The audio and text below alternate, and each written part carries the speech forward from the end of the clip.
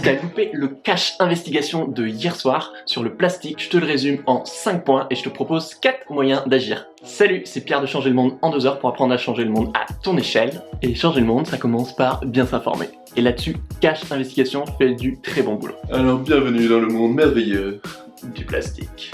En 2050, il y aura plus de plastique que de poissons dans les océans. Et sur les 10 tonnes de plastique produites dans le monde chaque seconde, il y a 1 tonne qui arrive dans l'océan. Number 1. La première anecdote que je retiens de ce cash est sur le lobby du plastique. L'équipe d'Élise Lucet est une conférence du Clean Europe Network qui veut être une grande association européenne pour réduire les déchets des industriels. Sauf qu'en caméra cachée, un des responsables de l'association révèle ni plus ni moins que l'association a carrément été créée par un lobby du plastique Pack2Go. Conflit d'intérêt?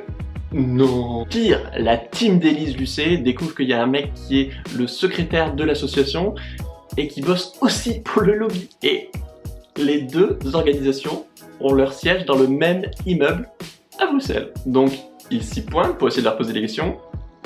Et là, j'ai halluciné. Quand ils voient l'équipe d'Élise Lucet arriver à leur porte, les salariés du lobby se barrent en courant.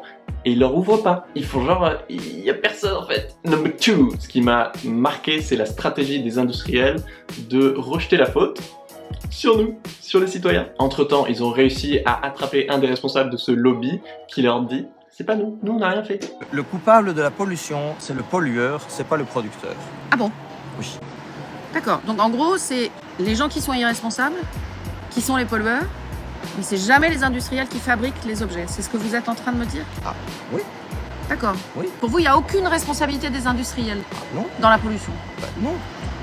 Mon train est là.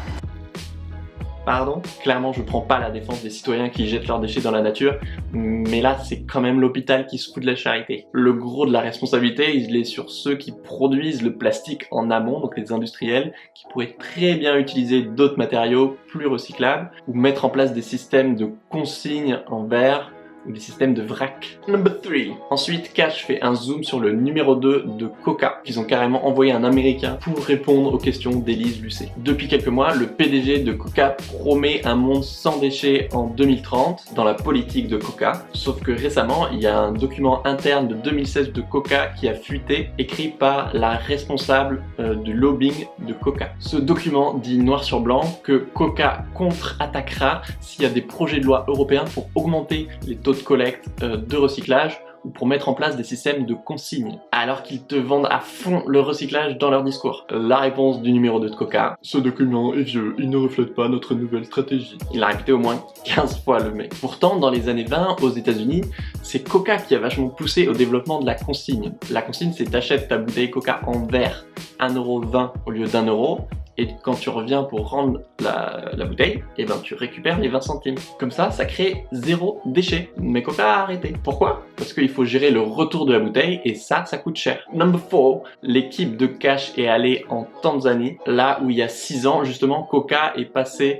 d'un système principalement de bouteilles en verre à un système maintenant majoritairement en plastique. Donc le contraire de leur nouvelle stratégie. Et en gros, dans certains pays pauvres comme la Tanzanie, il y a des montagnes de déchets un peu partout et les plus pauvres passent leur journée à ramasser des bouteilles en plastique un peu solides, pas trop abîmées, qui puissent revendre pour une misère à des entreprises de recyclage de plastique. Donc même si Coca arrivait à 100% de plastique recyclé, en l'état, c'est du recyclage ok, mais sur le dos de la misère humaine. Number 5. Dernier point, et peut-être celui qui va le plus t'intéresser, notre santé est en danger. Avec le temps, le plastique se décompose en plein de micro-particules, de micro-plastiques. Et les scientifiques mesurent que maintenant, il y en a qui se baladent partout. Parce que quand il arrive dans l'eau, il peut accéder à n'importe où. Ça vole dans l'air, donc on le respire. Il y en a même dans l'eau du robinet, donc nous, on en a dans nos corps. Bon, c'est pas si grave si le plastique est pas dangereux. Sauf qu'il l'est. Parce qu'il y a des produits chimiques dans le plastique pour le rendre plus souple, pour résister à la chaleur et lui donner d'autres propriétés. Ça s'appelle des retardateurs de flamme. Ça, c'est parfois des perturbateurs endocriniens, des facteurs de stérilité, des cancérigènes probables. Donc, quand tu recycles le plastique, ces composants chimiques, ils sont encore dans le plastique. Mais normalement, dans les usines de recyclage, ils sont censés faire le tri entre le plastique avec ces composants chimiques et celui sans. Donc l'équipe de Cash, ils vont dans une usine en Hollande qui fait du recyclage de plastique. Ils demandent aux salariés de l'usine s'il reste du retardateur de flamme après le recyclage du plastique. Le mec t'assure que non. Et il leur demande s'ils le mesurent. Non.